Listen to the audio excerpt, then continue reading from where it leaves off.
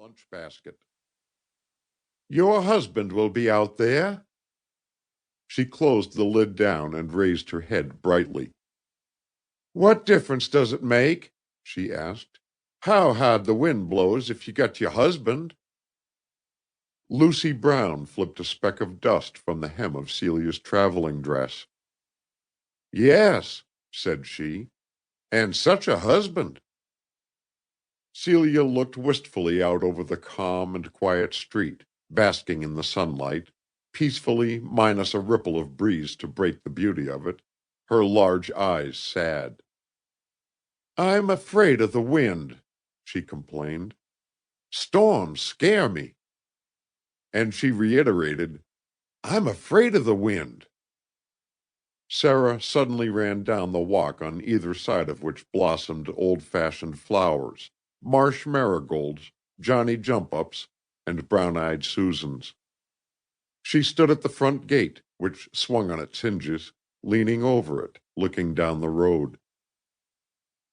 "I thought I heard the stage," she called back.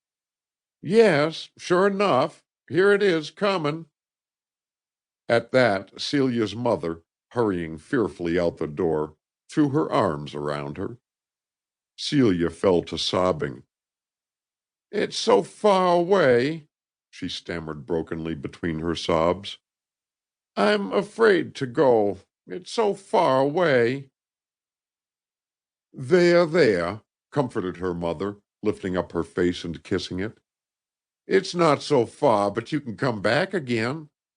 The same road comes that goes, dear one. There, there." "Miss Celia," cried a reproachful voice from the door, "is you going away, child, without telling your black mammy good-bye?" Celia unclasped her mother's arms, fell upon the bosom of her black mammy, and wept anew.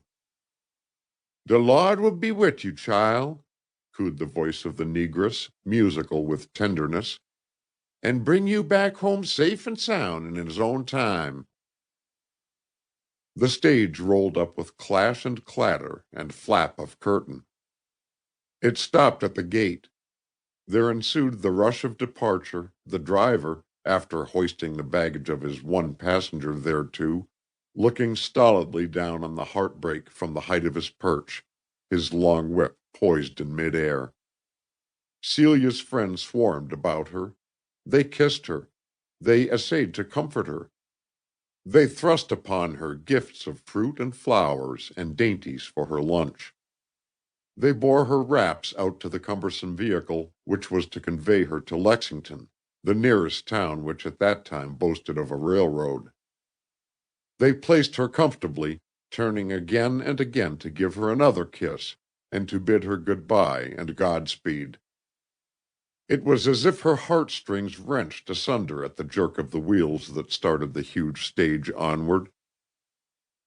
"Good-bye, good-bye," she cried out, her pale face at the window. "Good-bye," they answered, and Mancy Storm, running alongside, said to her, "You give my love to Seth, Celia. Don't you forget." Then, breathlessly, as the stage moved faster, "If ever the good Lord made a man a mighty little lower than the angels," she added, "that man's Seth." The old stage rumbled along the broad white Lexington pike, past houses of other friends who stood at gates to wave her farewell. It rumbled past little front yards abloom with flowers, back of which white cottages blinked sleepily, one eye of a shuttered window open, one shut, past big stone gates, which gave upon mansions of more grandeur, past smaller farms, until at length it drew up at the toll gate. Here a girl with hair of sunshine coming out untied the poles and raised it slowly. "You going away, Miss Celia?" she asked in her soft southern brogue, tuneful as the ripple of water. "I hear somebody say you was going away." Celia smothered a sob. "Yes," she answered, "I am going away. It's a long, long way."